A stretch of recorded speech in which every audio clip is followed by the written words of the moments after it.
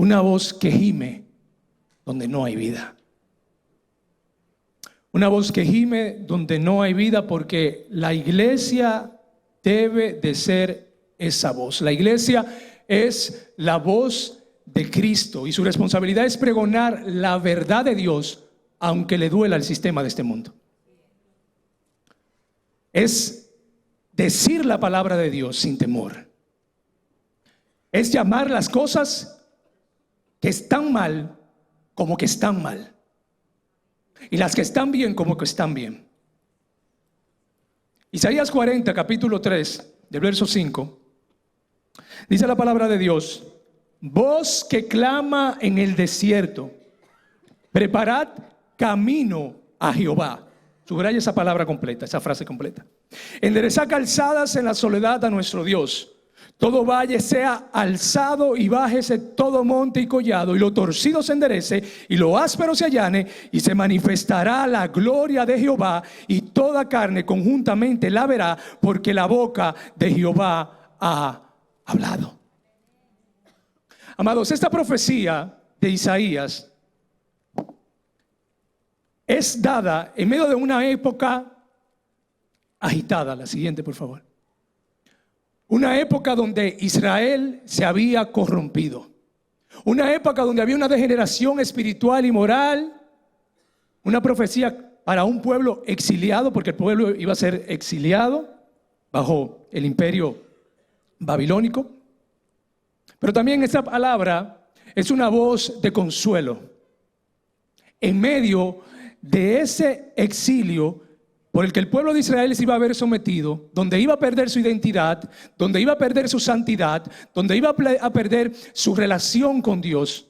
Para ese tiempo Dios estaba dando una voz de consuelo. Y el profeta Isaías prepara por medio de este pasaje la liberación que ha de acontecer. Aunque eso es una profecía mesiánica, está relacionada realmente con el regreso del pueblo de Israel, del cautiverio babilonio, hacia Jerusalén y la adoración que se iba a establecer nueva vez con la construcción del templo. Es decir, que Jehová iba a conducir al pueblo del cautiverio a la libertad de Babilonia hacia Jerusalén. Y este capítulo, este versículo, tiene un juego de palabras que a mí me volaba la cabeza mientras yo le estaba estudiando. Voz que clama en el desierto, preparad camino. Ahí la palabra voz es la palabra col, que significa llamar en alta voz. Una voz estruendosa, un sonido, un bramido, un rugido, gemir. Significa originalmente algo alarido. Es decir, algo que es un grito con una expresión forzada y vehemente para realizar un sonido muy elevado. En otras palabras, un estruendo. Esa es la palabra voz.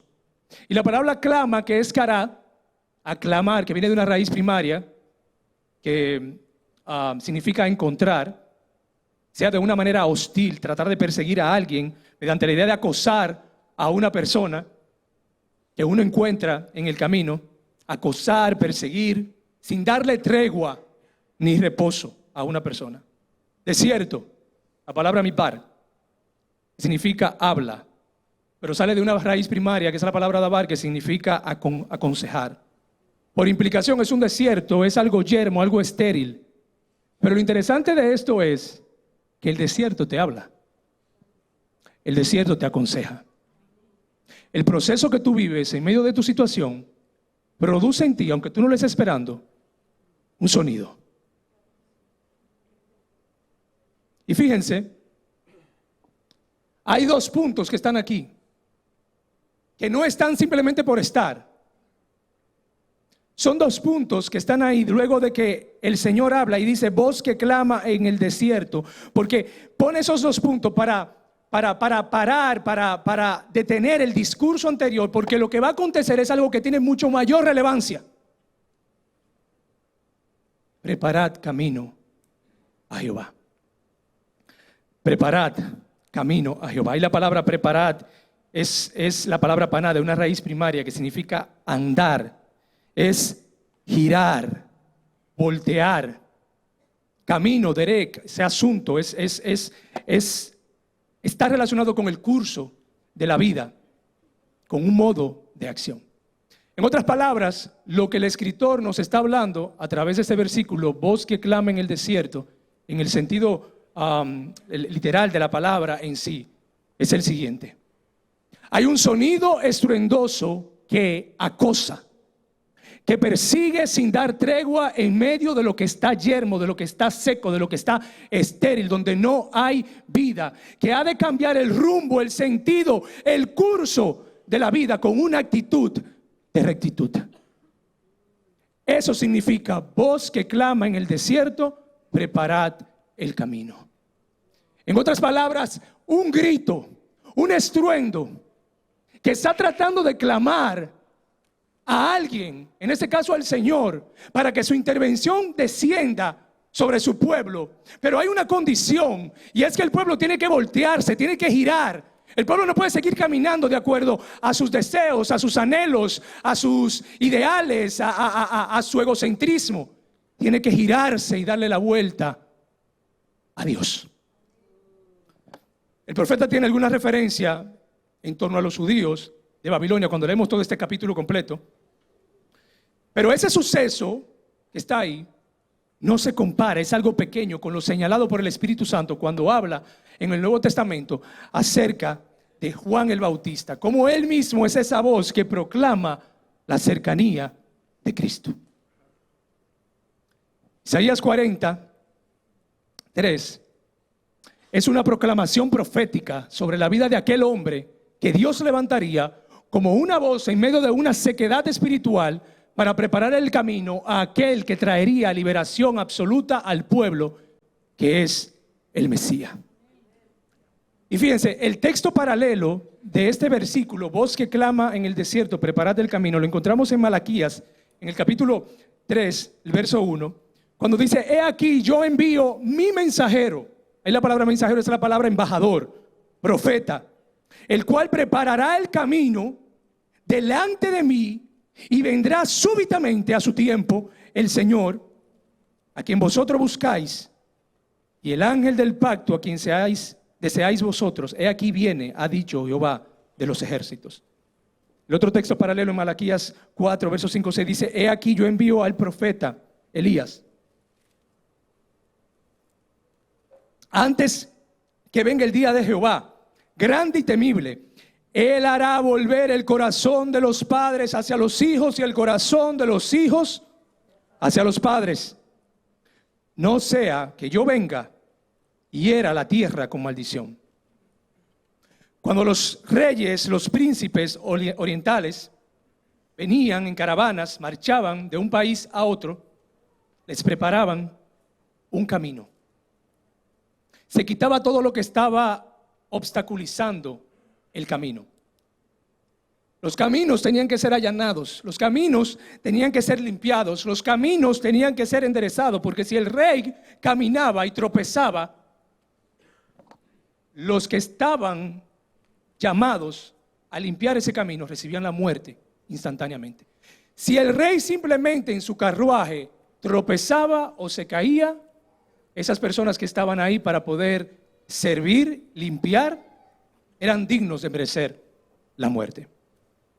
Y en medio de todo esto, hay una voz que se levanta como un sonido de estruendo, que levanta su voz para acosar, para perseguir a toda costa, sin darle tregua a nada ni a nadie, a un pueblo que estaba muerto en sus delitos y en sus pecados.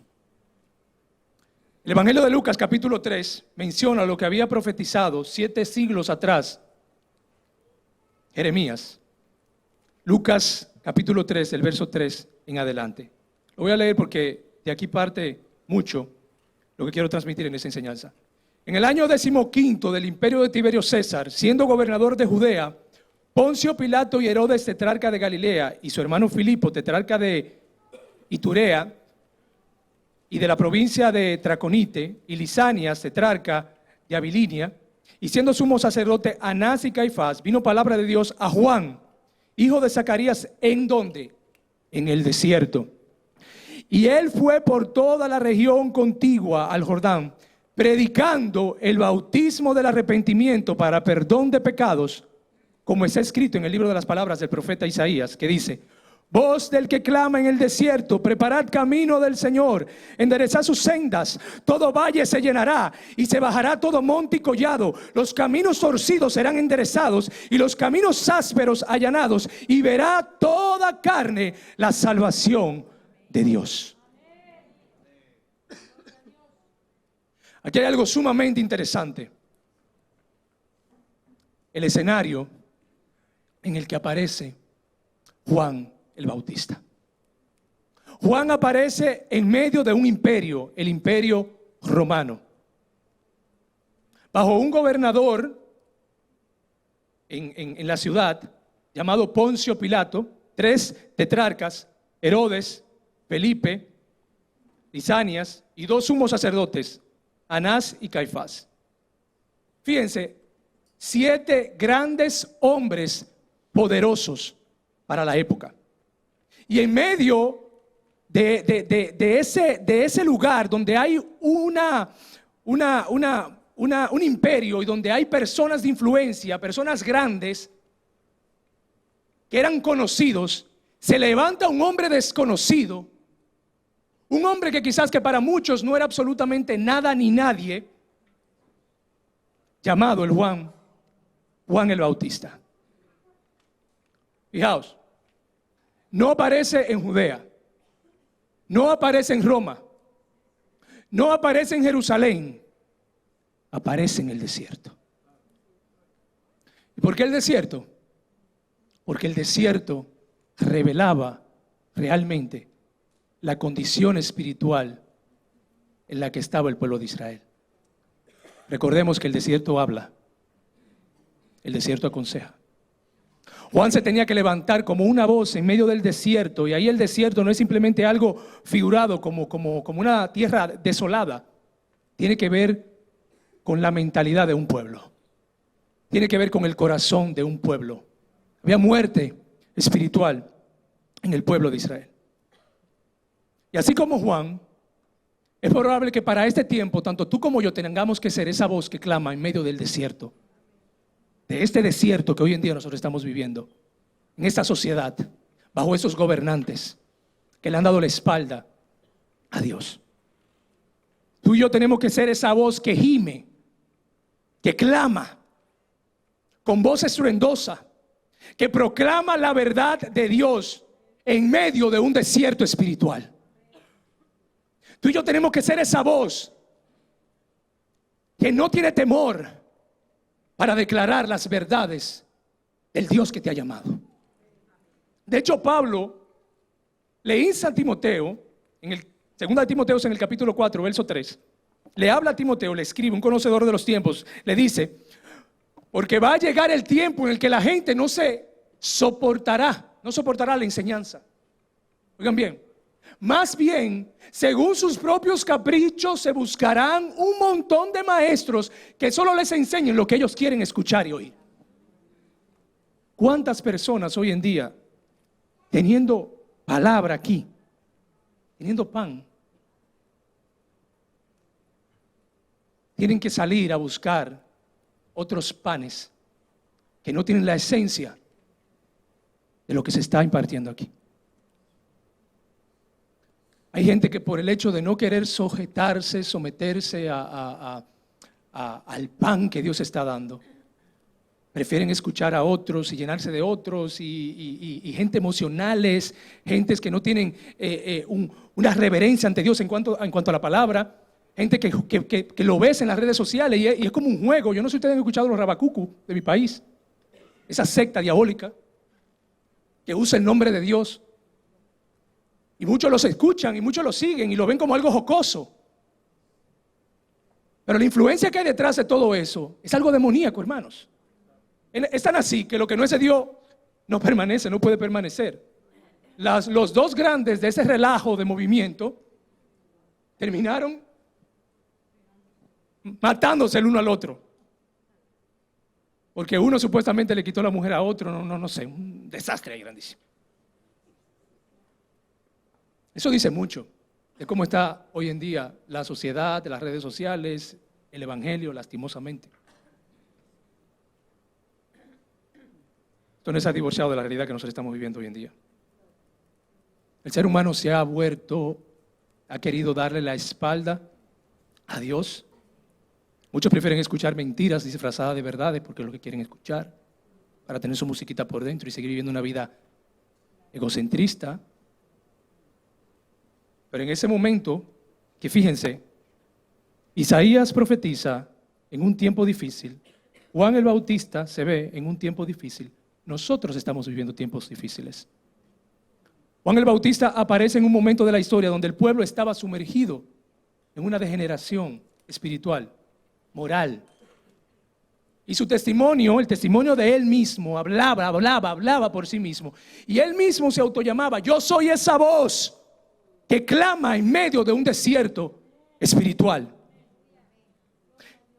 En Juan capítulo 1, del verso 19 al 23, no lo busquen, los judíos, solamente anote la cita, enviaron a Jerusalén sacerdotes y levitas para cuestionar a Juan y preguntarle quién él era, si era Elías, si era un profeta. Y Juan lo niega. Juan dice: no, yo no soy nada de eso. Yo lo que sí soy es una voz que está clamando en medio de la condición de este pueblo. Yo soy un grito, yo soy un estruendo que estoy clamando en medio de un pueblo que se ha desviado de Dios, un pueblo que Dios había escogido para sí mismo. Se ha corrompido por el sistema de este mundo, el sistema de la época, y yo soy el remanente que ha quedado para declarar a ese pueblo que tiene que enderezar sus casadas. Yo soy la voz que clama en el desierto. Para muchos esa declaración de Juan el Bautista podía ser algo arrogante. Una persona que no era nadie ante los ojos de los hombres, que no tenía estatus, de familia humilde, ordinario. Sin embargo, esa proclamación revelaría, anunciaría lo que vendría, lo que acontecería, el ministerio de Cristo. Te preparo el camino, Señor.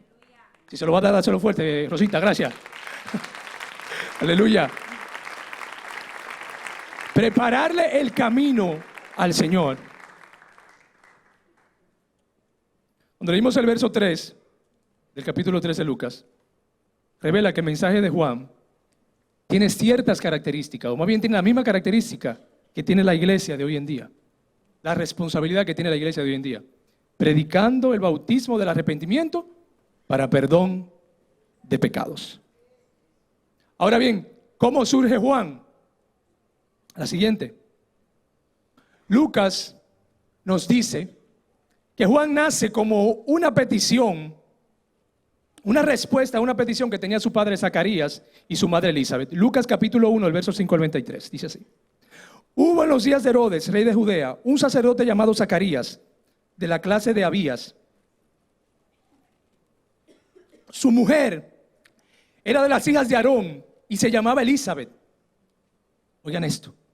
Ambos eran justos delante de Dios y andaban irreprensibles en todos los mandamientos y ordenanzas del Señor. Pero no tenían hijo, porque Elizabeth era estéril y ambos eran ya de edad avanzada. Había un desierto en la casa de Zacarías. Aconteció que ejerciendo Zacarías el sacerdocio delante de Dios, diga conmigo sacerdocio, los hombres de esta casa digan sacerdocio. Oigan lo que estaba haciendo Zacarías, ofreciendo el sacrificio, ejerciendo el sacerdocio delante de Dios según el orden de su clase, conforme a la costumbre del sacerdocio. Le tocó en suerte ofrecer el incienso, oración, diga conmigo oración, entrando en el santuario del Señor, y toda la multitud del pueblo estaba afuera orando a la hora del incienso. Así te quiere ver Dios a ti, hombre, levantando oración al Señor, buscando su presencia. Y se le apareció un ángel del Señor puesto en pie a la derecha del altar del incienso, y se turbó Zacarías al verle y le sobrecogió temor. Pero el ángel le dijo: Zacarías, no temas, porque tu oración ha sido oída, y tu mujer Elizabeth te dará a luz un hijo y llamará su nombre Juan. Juan nace como una respuesta, como una petición, perdón, a una respuesta de su padre y de su madre. Y Juan significa hombre fiel de Dios. Yahweh es favorable o misericordioso. Y tendrás gozo y alegría, y muchos se regocijarán de su nacimiento, porque será grande delante de Dios. No beberá vino ni sidra. En otras palabras, no se va a contaminar con el sistema del mundo. Y será llenado del Espíritu Santo, aún desde el vientre de su madre, y hará que muchos de los hijos de Israel se conviertan al Señor, Dios de ellos, e irá delante de él con el espíritu y el poder de Elías, para hacer volver los corazones de los padres a los hijos y de los rebeldes a la prudencia de los justos, para preparar al Señor un pueblo bien dispuesto. Dijo Zacarías al ángel: ¿en qué conoceré esto? Porque yo soy viejo y mi mujer es avanzada de edad. Respondiendo el ángel: yo soy Gabriel y estoy delante de Dios, y he sido enviado, comisionado para hablarte y darte a ti esas buenas nuevas. Y ahora vienen las consecuencias. Y ahora quedarás mudo y no podrás hablar hasta el día en que esto se haga, por cuanto no creíste mis palabras, las cuales se cumplirán a su tiempo. Amado, la incredulidad nos inmudece. El no creer lo que ya Dios había dicho, la palabra que Dios nos ha dado, nos enmudece.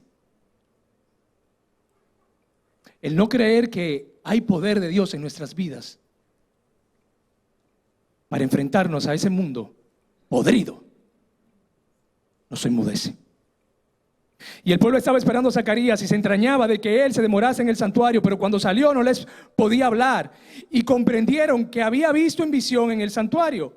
Él les hablaba por señas y permaneció mudo, y cumpliendo los días de su ministerio se fue a su casa. Luego, después que ya da luz Elizabeth, pues el hombre habló, tal y como lo dijo el ángel. Juan era la petición, la respuesta a la petición de sus padres. Pero por encima de eso, Juan era la promesa de Dios para con su pueblo en medio de un desierto, para prepararle el camino a su Hijo amado Cristo. Juan no era cualquier cosa. Y el Espíritu Santo, mientras yo estaba leyendo esto esta mañana, la madrugada mejor dicho, me inquietaba y me hablaba fuertemente acerca de ciertas características que fueron evidentes en la casa de Juan, en la vida de Juan, de Zacarías, de Elizabeth, la educación que recibió Juan, la impartición que recibió Juan. Lo primero es que sus padres eran del altar, temerosos de Dios. Había un sacerdocio muy definido en su casa. Un hombre y una mujer que, independientemente del proceso que están viviendo, tenían una llave poderosísima que era la fe, y un fervor en su corazón de estar constantemente orándole al Señor por encima de su circunstancia para ver la intervención de Dios.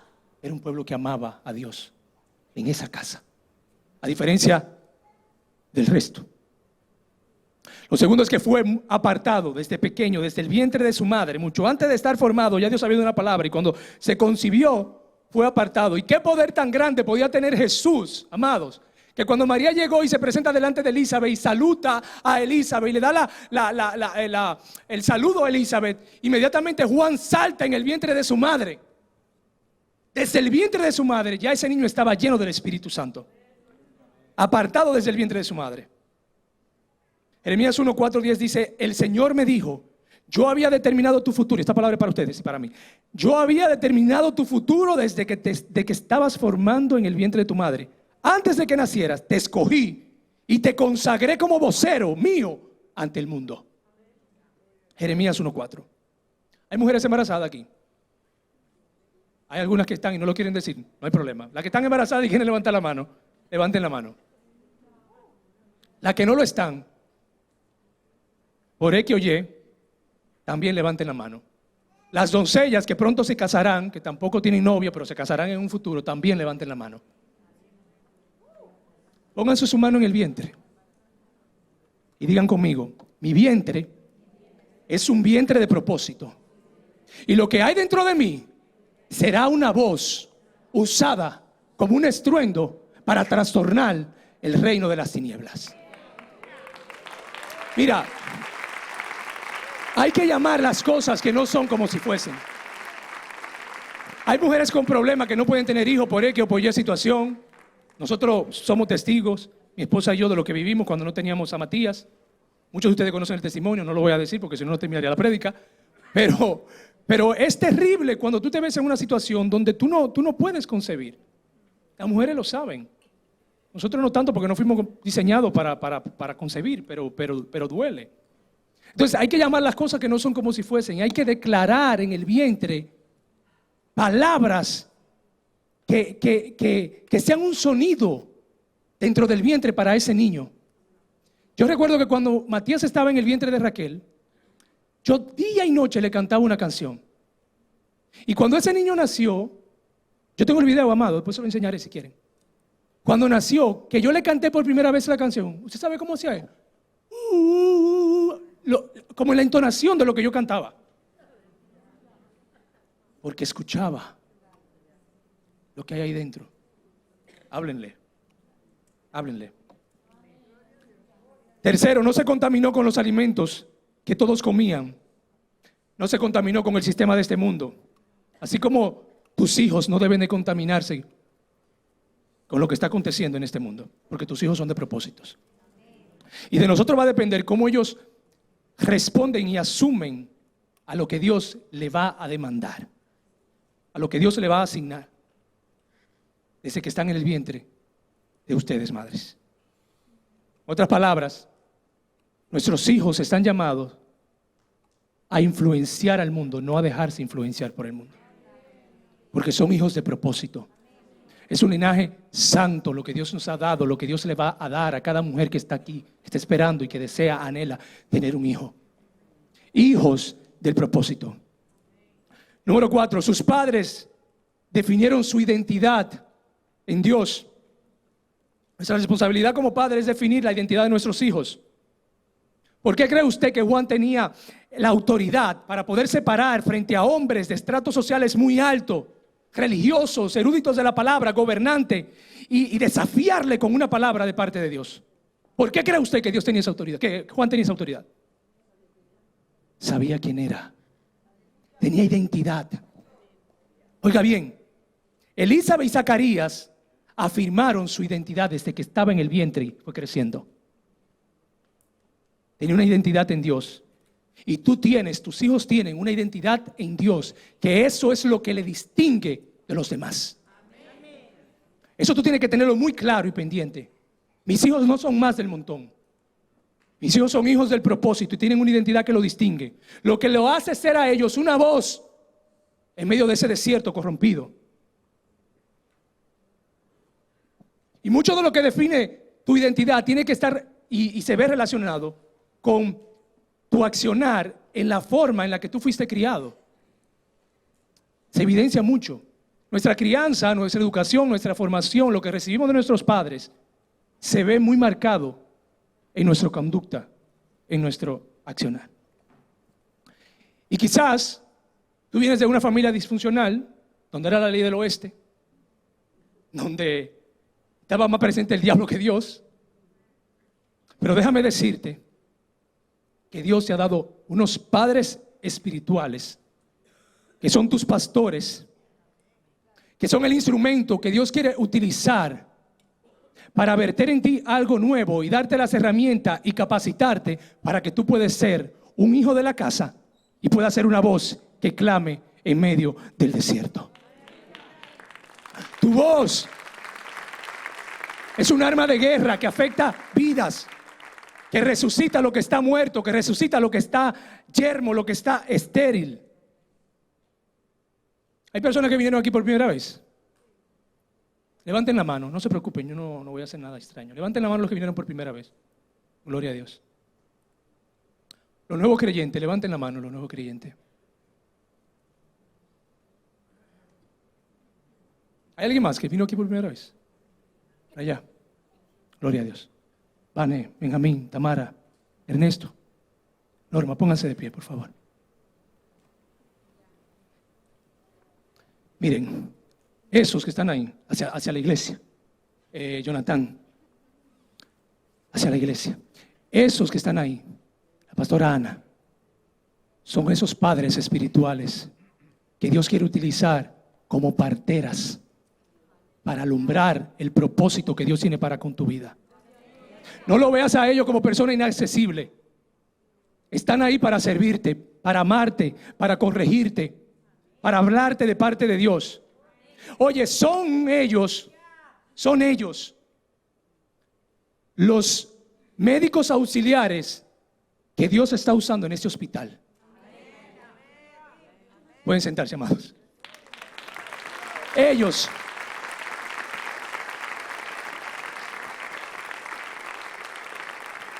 Ahora, por favor, levántese la iglesia.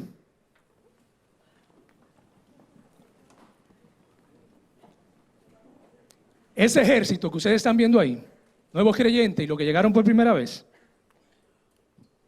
son el bisturí que Dios va a usar para operar en ti una cirugía sin anestesia. Créeme, te va a doler, sí. Cuando tú comiences, pueden sentarse, llamados.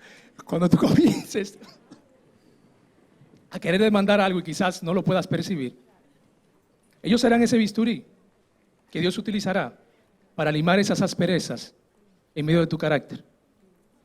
Estarán ahí para ser también parte de ese engranaje que Dios está haciendo en este hospital que se llama la Iglesia de Jesucristo. Quinto, fue instruido en los caminos del Señor y disciplinado. Proverbios 22:6. Instruye al niño en su camino y aun cuando fuere viejo, no se apartará de él. Amados, la instrucción va acompañada de disciplina. Y lastimosamente vivimos en una generación de cristal, donde hoy en día no se le puede decir nada a los niños, donde hoy en día no se le puede llamar la atención, porque me irrita, porque lo puedo hacer sentir muy mal,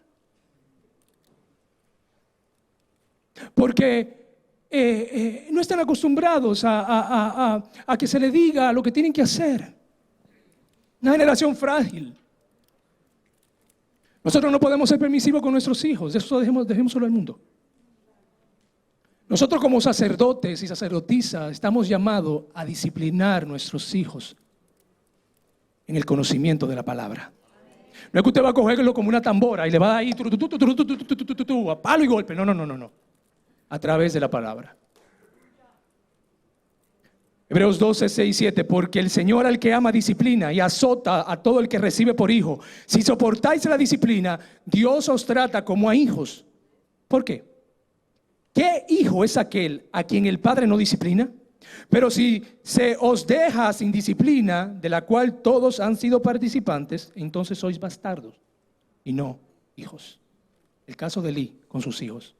Sacerdote, presentaba su ofrenda, sus hijos haciendo lo que daba gana, prostituyendo el santuario. ¿Y qué hizo el Señor? Lo cortó de raíz. Una vez alguien me dijo: oye, tú eres demasiado militar con tus hijos. Y yo le dije: sí, bien has dicho.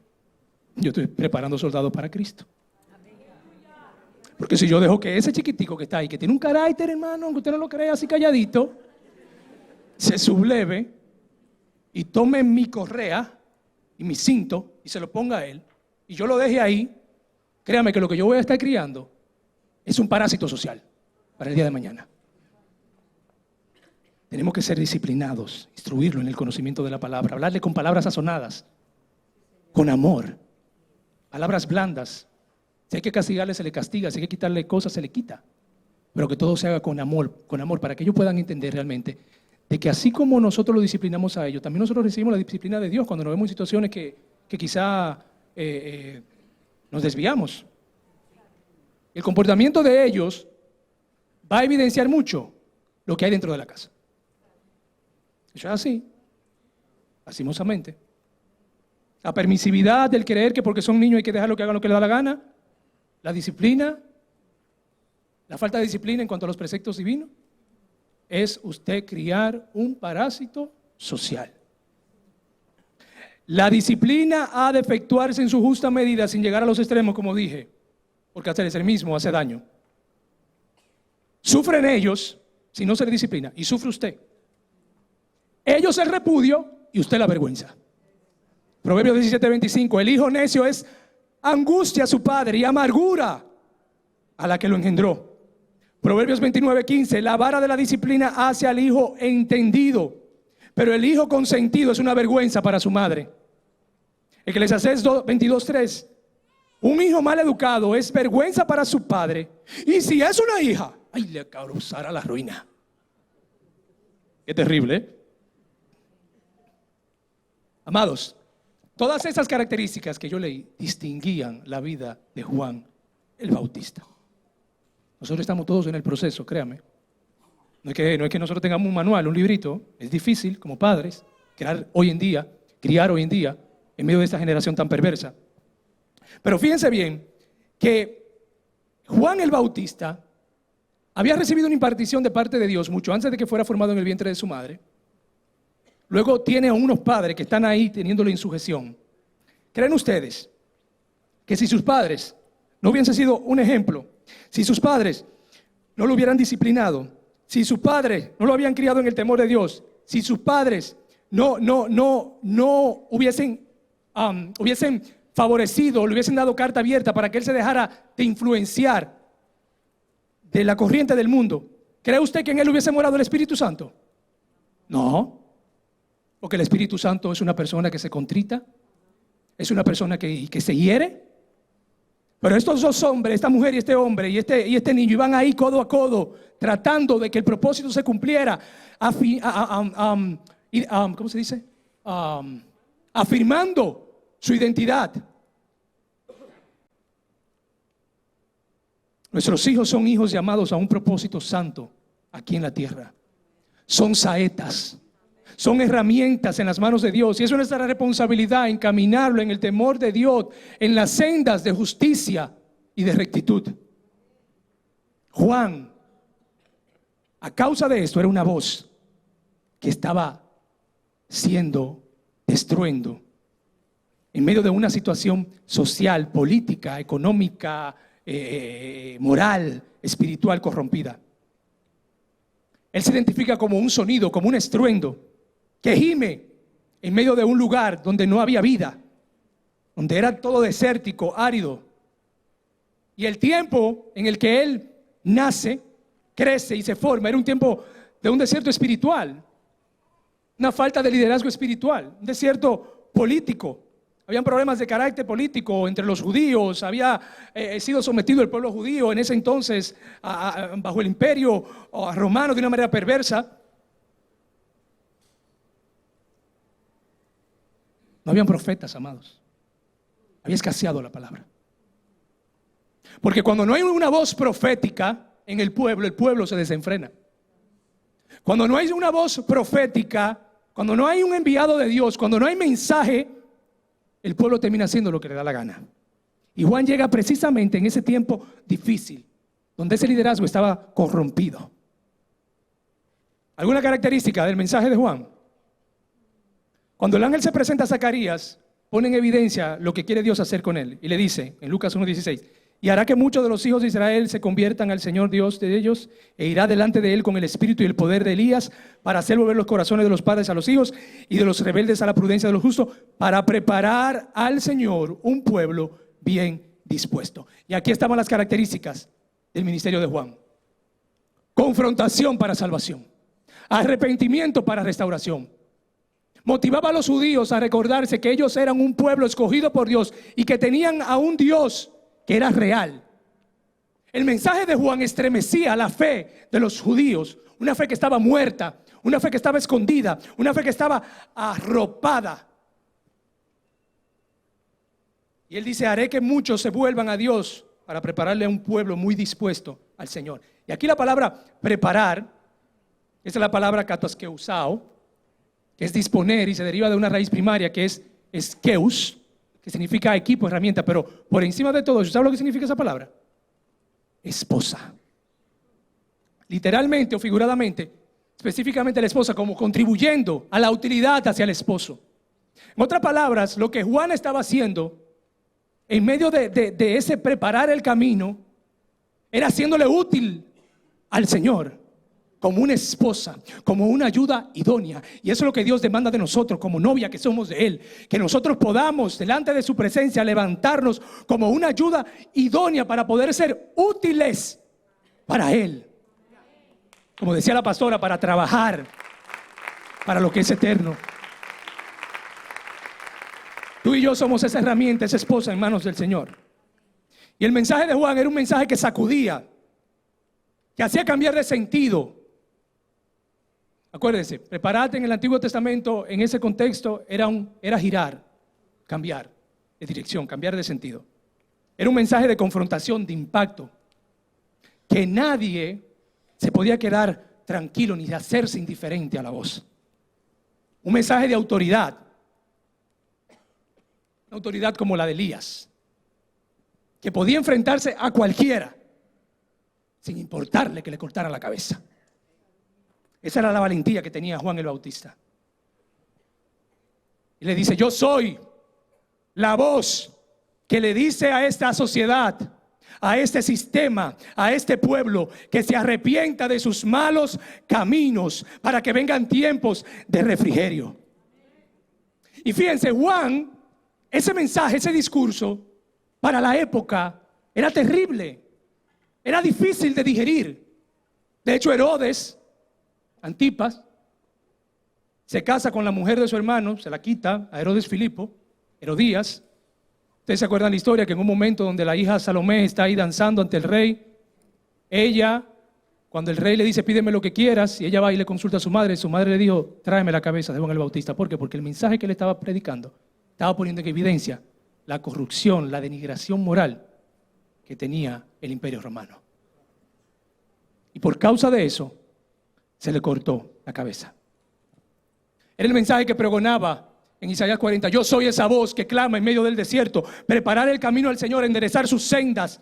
Y se bajará todo monte y todo collado, los caminos torcidos se enderezarán, los caminos ásperos serán allanados, y verá toda carne la salvación. Es decir, un llamado al arrepentimiento, un llamado al quebrantamiento. Amado, porque sin quebrantamiento, sin rectitud, sin sensibilidad a lo de Dios, no se puede manifestar su gloria.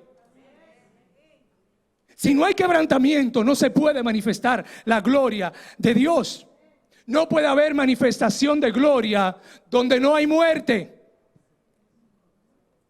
Y él dice: yo soy la voz que ha venido de parte de Dios para decirle a lo torcido que se enderece. Yo soy la voz que viene de parte de Dios para enderezar al pueblo de Dios. Vengo para confrontar sus pecados. Vengo para decirles que se sacudan del polvo. Vengo para decirles que yo no comulgo con el pecado, que sin santidad nadie verá a Dios, que sus vidas deben de cambiar de rumbo, deben de girar, que si no se arrepienten de sus malos caminos, Dios mudará su semblante y sus cabezas, sobre sus cabezas va a recaer el juicio de Dios. Yo soy la voz, dice Juan, que anunció el profeta Isaías, que vendría a preparar el escenario perfecto para que la gloria de Dios se manifieste, porque Dios no se manifiesta en una sociedad podrida.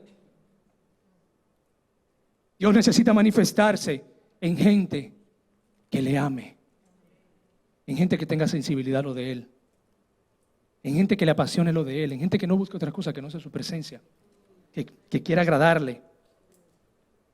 Por eso, antes de que Dios pueda obrar, Dios tiene que confrontar.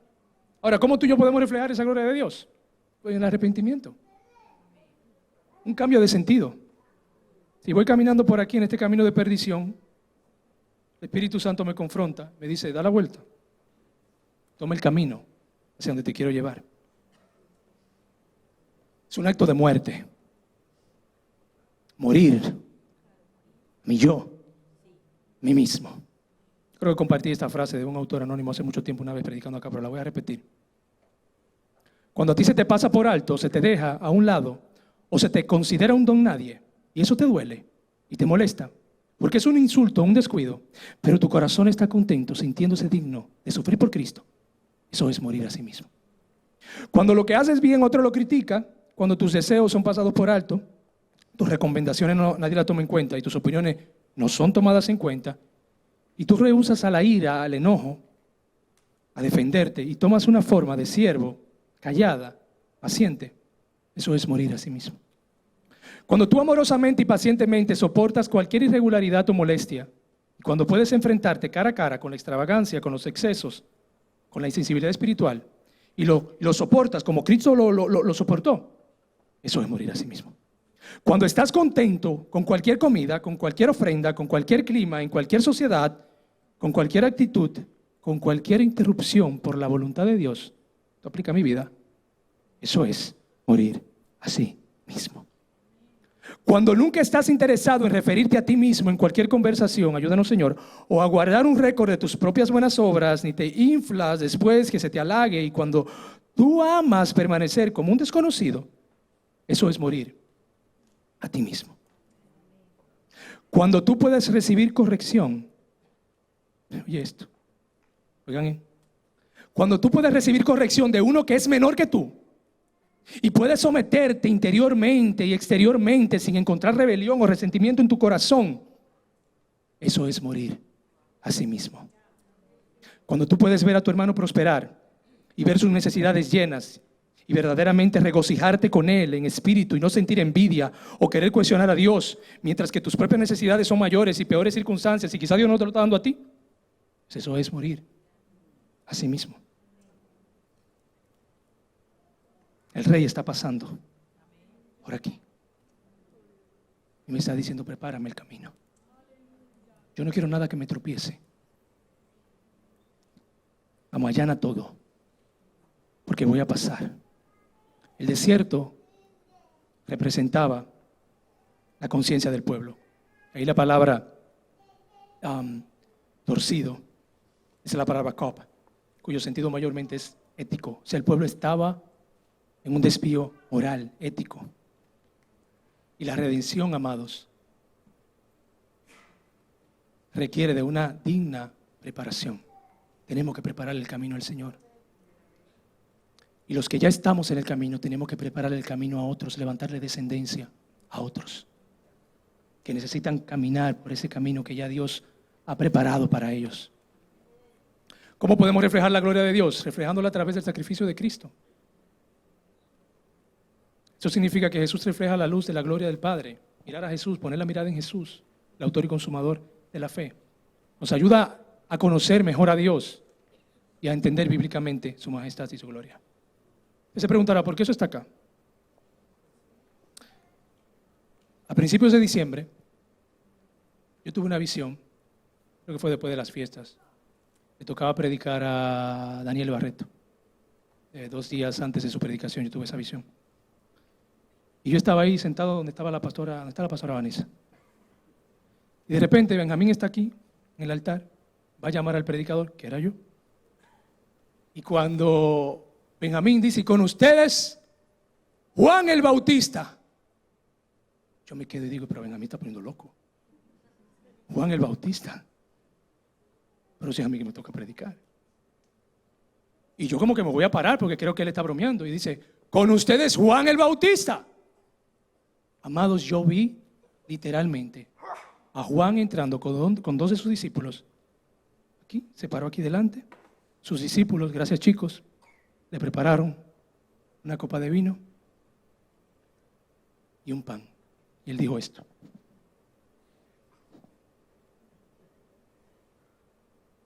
yo no soy digno, tan siquiera, de partir este pan. Vos que clama en el desierto, preparad camino a Jehová. Ahí yo me desperté. No sé por qué hablé con Daniel y me dice, después que tuve ese sueño, me dice Daniel: Rafa, yo tengo que predicar el jueves y Dios me ha inquietado a predicar de preparadores de camino. Digo yo: predique esa palabra, que eso es de Dios, de confirmación. Luego el pastor Radamés, 31 de diciembre, profetiza y utiliza el mismo versículo. Luego el pastor Juan Carlos predica y en un momento del Espíritu profetiza lo mismo. Vos que clama en el desierto, preparad camino a Jehová.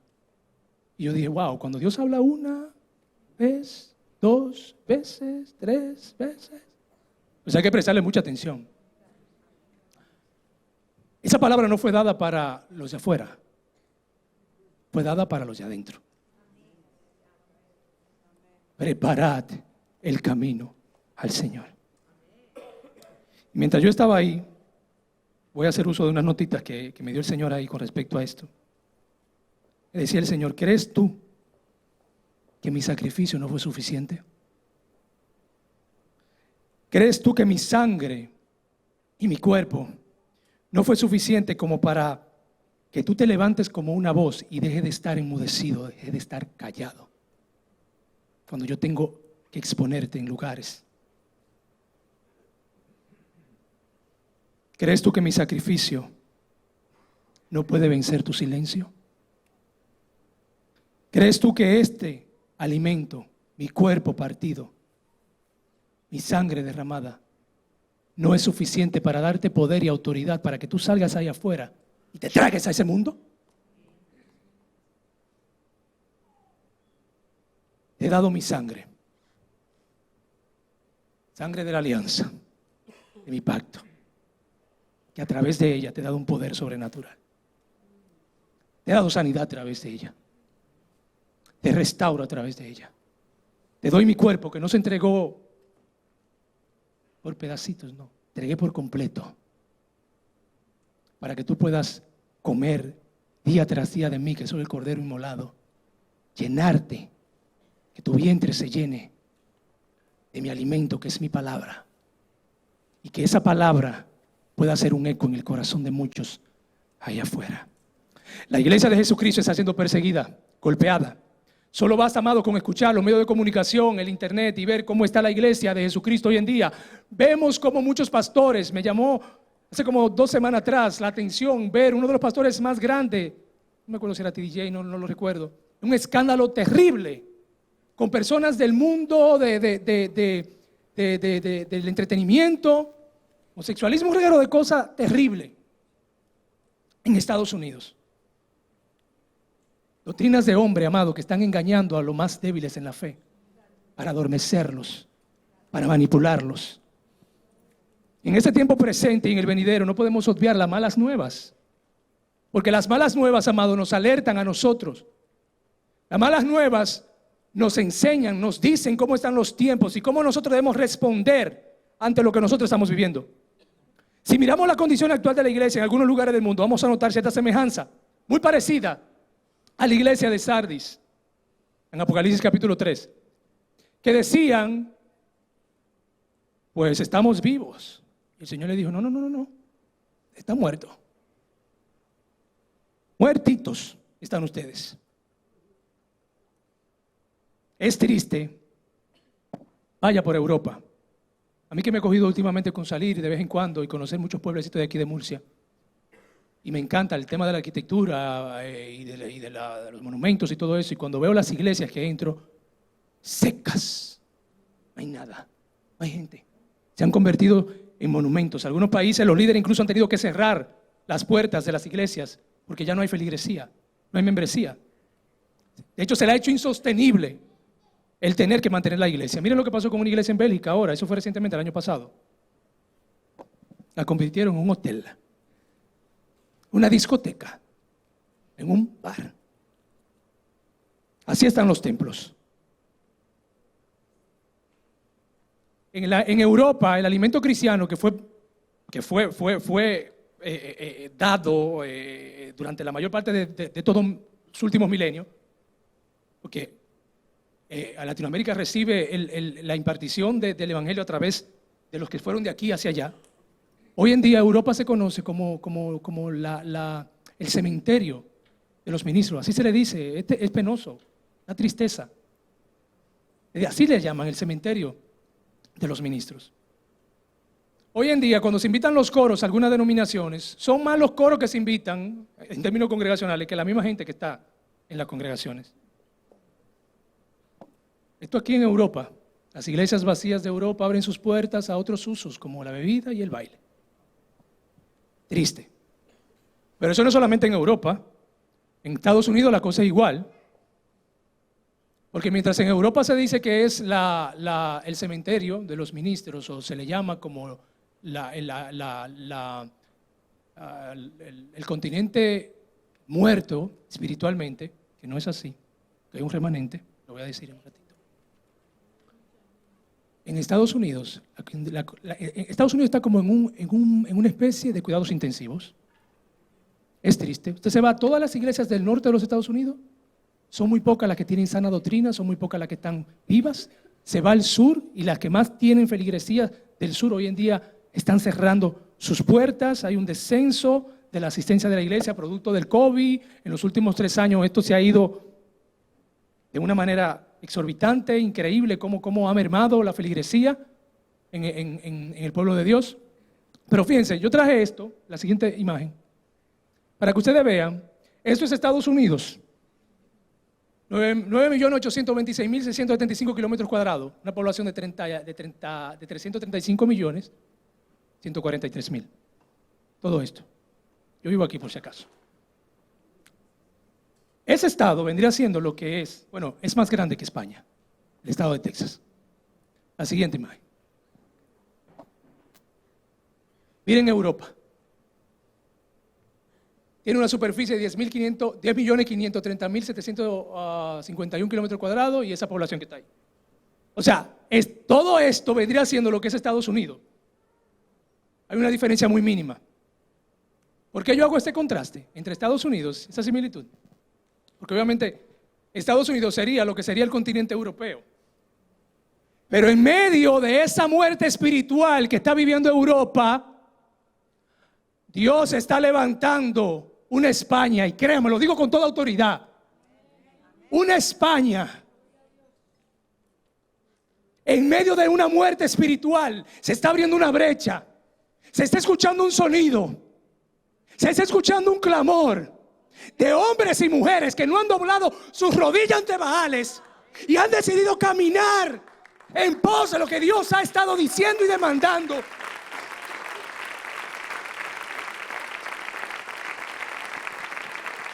Ese proceso de muerte lo vemos desde del siglo XVIII con la época de la Iluminación, donde el hombre dejó de creer en Dios y empezó a creer más en la razón que creer en el mismo Dios. De hecho, amados, la siguiente. Ese señor, Tom Rainer, es el presidente y el CEO de Lifeway Christian Resources, una entidad de la iglesia bautista en el sur de los Estados Unidos.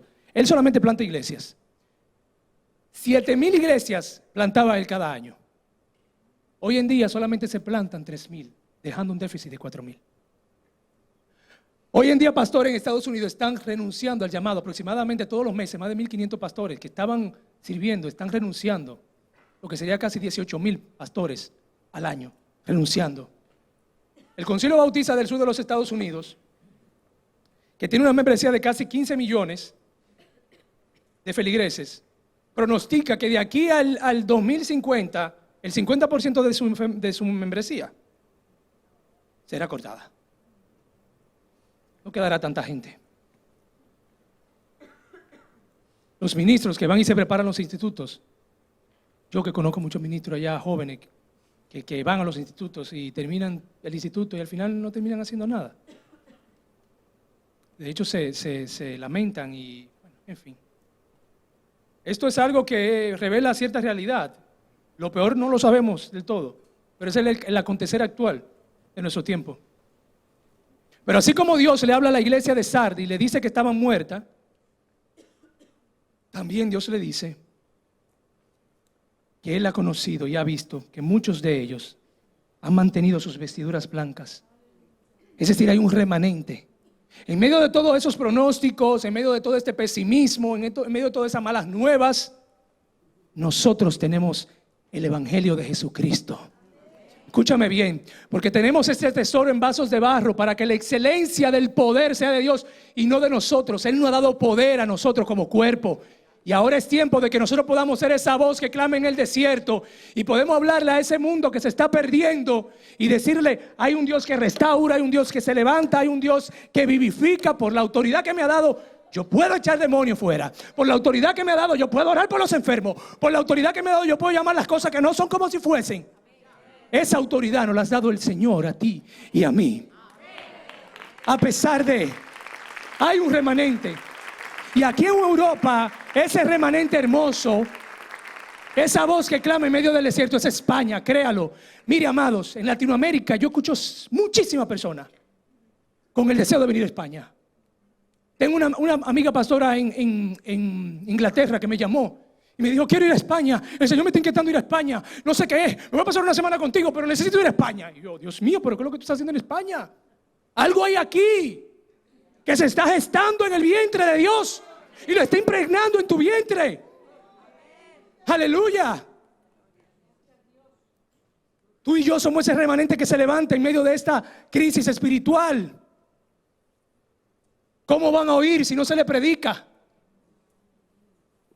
En medio de las malas nuevas hay un cuerpo que se levanta y somos tú y yo, para dar las buenas de salvación. Y es nuestra responsabilidad traspasar eso a esa generación que se está levantando. Los jóvenes, ahí me quedan 10, 15, 20, 30 años, qué sé yo, 5 años en este mundo, no sé. Pero ese es nuestro relevo. Aquí nosotros tenemos que invertir, amarles por encima de sus imperfecciones, corregirles, guiarles, disciplinarles. Amén, yo no sé cómo lo vamos a hacer. Yo no sé, pastores, cómo lo vamos a hacer. Pero yo sí creo que tenemos que clamar y gemir delante de la presencia de Dios para que Dios pueda darnos estrategias que vengan de acuerdo al reino de Dios, que se establezcan en la vida de ellos y que ellos puedan parir, ser parteras también del propósito de Dios. Ponte sobre tus pies y vamos a orar, que yo sé que no queremos ir. Oh, Dios mío, ayúdanos. Somos esa partera, amados. Tenemos que orar para que Dios nos dé estrategia de cómo alistar a esos jóvenes, de cómo enviar a esa generación para que sea una voz en medio de lo yermo, de lo estéril, para que se levanten como atalayas que vigilen las vidas de otros, como centuriones, con capacidad de mando, con influencia, con templanza, para enfrentar las ideas diabólicas de este mundo perverso. Tenemos que preparar el camino al Señor. Hay camino que el hombre le parece recto, pero su fin es camino de muerte, dice Proverbios 14:12. Aún en la risa tendrá dolor del corazón, y el final de la alegría es la congoja. De sus caminos se hastiará el descarriado de corazón, pero el hombre bueno estará contento con el suyo. Isaías 35:8. Y habrá allí calzada y camino, y será llamado camino de santidad. No pasará inmundo por él, sino que él mismo estará con ellos. El que anduviere en este camino, por torpe que sea, no se extraviará. Jesús es el camino, amados.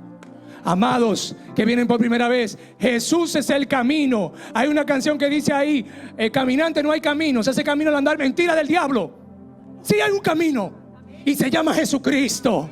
Se llama Jesucristo. Él dice: no se turbe vuestro corazón, creéis en mí, creed también en mí. En la casa de mi Padre muchas moradas hay. Sí, así no fuera yo los hubiera dicho. Voy pues a preparar lugar. Oye, el mismo Jesús va a preparar un lugar para nosotros en el cielo. Él es un preparador de camino por excelencia. Él es esa voz que está en ti y en mí. Y cuando Tomás le dice: Señor, no sabemos a dónde vas, ¿cómo pues podemos saber el camino? Jesús le dijo: yo soy el camino, la verdad y la vida. Nadie viene al Padre sino por mí. Si me conocieseis también a mí, Padre, conoceréis. Y desde ahora le conoceréis y le habéis visto. Cierra tus ojos ahí donde estás.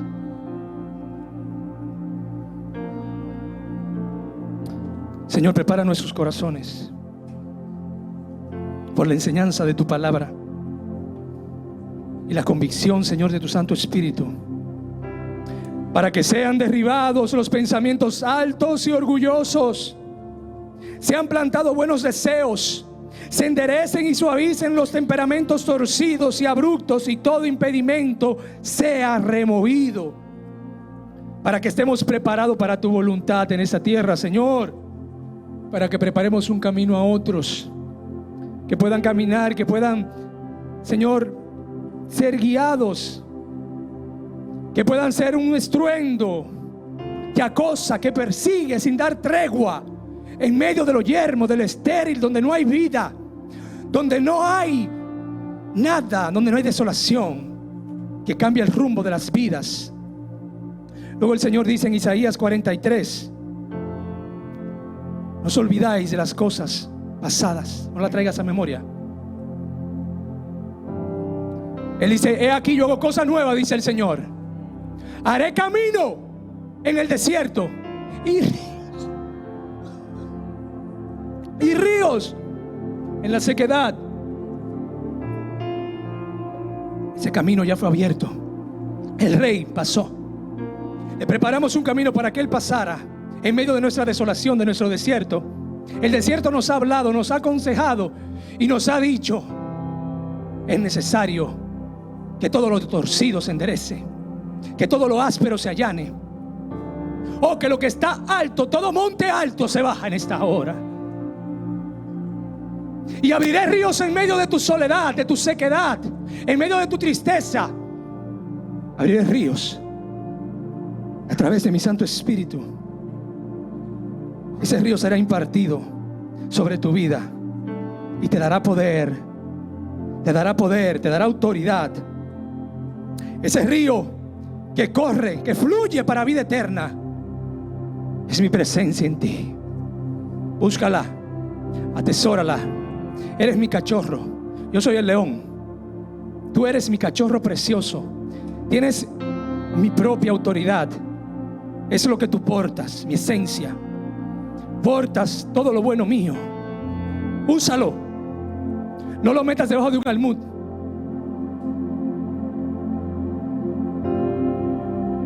No lo metas debajo de un almud. Sácalo. Úsalo. Decláralo. Cree que la incredulidad te enmudece. Pero mi sacrificio, yo que soy el pan de vida, la sangre derramada, vertida en la cruz del Calvario para limpiar tus pecados, soy el que te levanto en esta mañana, esta tarde. Soy el que te restauro. Soy el que te dice: no temas, yo estoy contigo.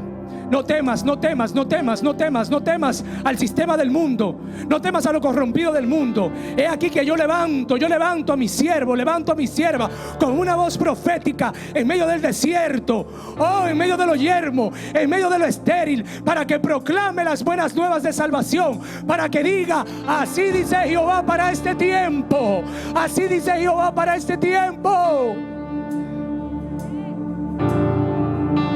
Enderezamos calzadas, Señor.